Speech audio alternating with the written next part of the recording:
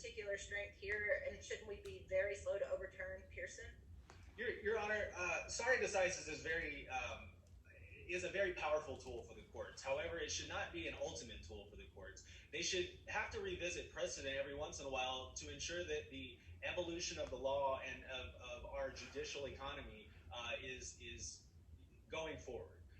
And for those particular reasons, or for the foregoing reasons, petitioners respectfully request that this court reverse the lower court decisions and find that the respondents cannot raise the issue of qualified immunity and the appellate courts sua sponte. Thank you. Thank you, counsel.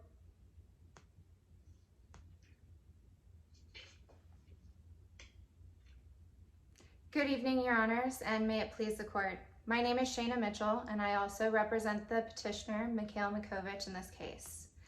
Your Honors, Mr. Mikovich was deprived of his right to vindicate his rights when the lower court failed to consider whether the plaintiff violated the Constitution. This court should reverse the 13th Circuit because Mr. Mikovich sufficiently alleged facts that clearly established his 8th Amendment rights were violated. First, the conditions of his confinement deprived him of basic human needs for adequate health and safety. And second, the respondents were deliberately indifferent to the risk of harm. And third, evolving standards of decency have laid the foundation that prolonged solitary confinement of a mentally ill inmate should be considered unconstitutional per se. To my first point, the respondents' conduct was sufficiently serious because it created a substantial risk of harm, psychological harm and physical harm, and it deprived Mr. Mikovich of basic human needs. Counsel, wasn't your client provided with the medication that he was supposed to receive 97% of the time? And if that's the case, is missing a few days of medication really a substantial harm under the 8th Amendment? Yes, Your Honor, it is a substantial harm under the 8th Amendment because although it was 97% of the time within a 360-day period, it was 1/3 of a month. And this is daily prescribed medication for psychiatric disorders prescribed from a doctor. It's not like missing vitamins or missing Advil. It's missing psychiatric medication that he depends on for severe mental illness. So that is a substantial harm that was done to him by the prison officials. And it does. Did he have a psychotic break as a result? Yes, on page 6 of the record, you'll see he pled out for relief and getting medication. He was complaining of anxiety attacks, hallucination, poor appetite, no sleep, and severe mental distress. So that anguish is evident of not only the missed medication, but also the isolation. And that brings me to my next point of the conditions of confinement. It's not just that he was skipped a couple times at pill call. It was a culmination of all these factors that led to severe sufficient harm that the prison officials were made aware of. Well, counsel, what did you want the prison officials to do? Leave him in gen pop and let him get beat up? Your Honor, if you look at page 12 of the record, he was placed in solitary confinement because there was a risk of safety to a prison official, not because there was any risk of safety to his own. So to say that he was going to get beat up is an inaccurate assumption that we can't draw based on the facts alleged. He was placed in solitary confinement, rather administrative segregation, in a solitary confinement wing because of this incident that was maybe going to occur. However, once he was there, he was left for 360 days, a prolonged amount of time for which prison officials could have found other reasonable options. And they also didn't explain why they completely withheld his medical treatment that he was receiving on a daily basis before he was put in administrative segregation. Counsel, isn't it true that the court in Rhodes, they discuss how the Constitution doesn't necessarily require, as they quote, comfortable prisons. So isn't it a little bit of a dangerous argument to put this pressure on prisons and require them to meet these circumstances when sometimes this is necessary or otherwise unavoidable? Yes, Your Honor. There is deference that needs to be given to prison officials when they're on the ground making these minute-by-minute decisions on how to run their governmental institution. However, the Constitution provides for humane conditions. So in doing so, in segregating people and balancing the safety, they need to keep in mind that they have to provide humane living conditions for those that are incarcerated. And Madrid versus Gomez, this court said that solitary confinement for those with mental illness is not permitted under the evolving standards of decency and what we consider basic human rights. Punishment should be equivalent to the crimes that are committed, and solitary confinement for someone with mental illness is like putting an asthmatic in a room where there's little air to breathe. So just because we can't see the pain, it can manifest in physical ways and amount to severe torture that is violative of the Eighth Amendment. So, Counselor, are you saying that case that you just cited from this court is on all fours with this case, that we've already declared that what happened in this case is unconstitutional?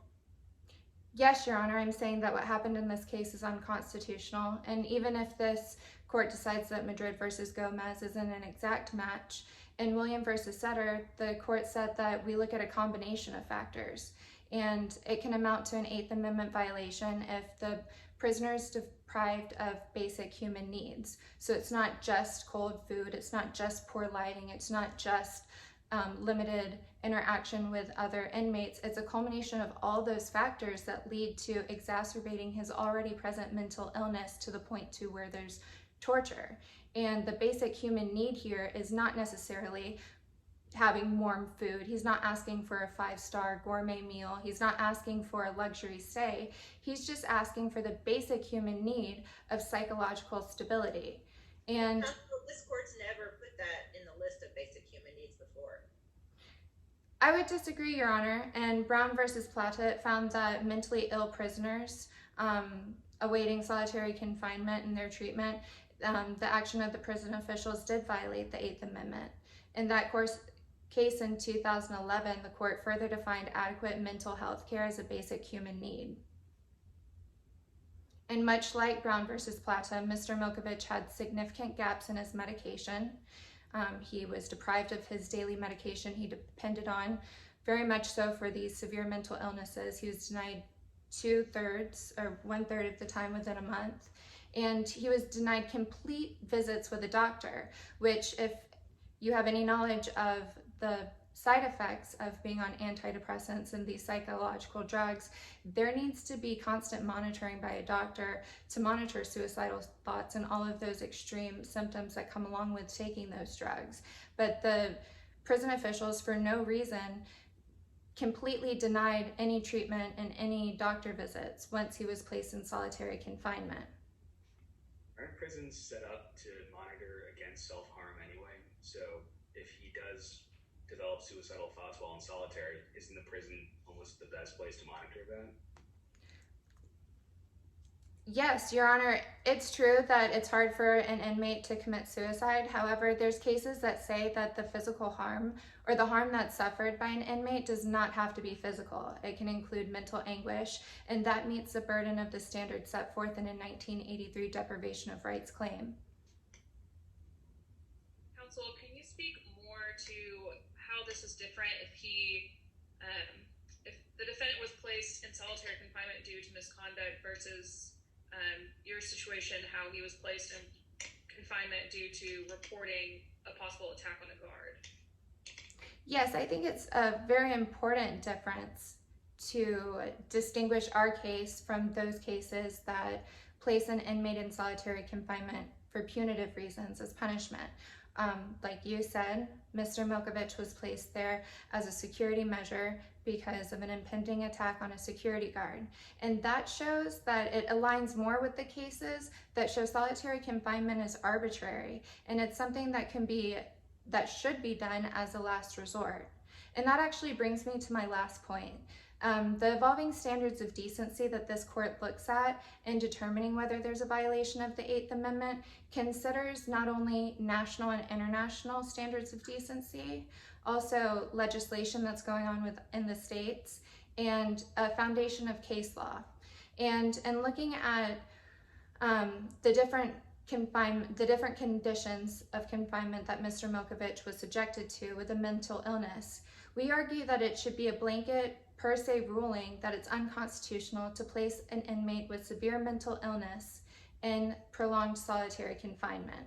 In Trope versus Doles, this court laid out a foundation saying that we look at different factors beyond just case law. We look at, like I said, international standards of decency, national legislation, and professional findings. And all of those taking into account, there's a broad general consensus that solitary confinement for a mentally ill inmate is barbaric torture. It naturally exacerbates their illness to the point where they can't continue living as a normal person. The Constitution... He wasn't put into solitary confinement necessarily due to his mental illness. He was put there as essentially protecting a whistleblower. So how does that, shift the responsibilities of the prison in evaluating his mental health?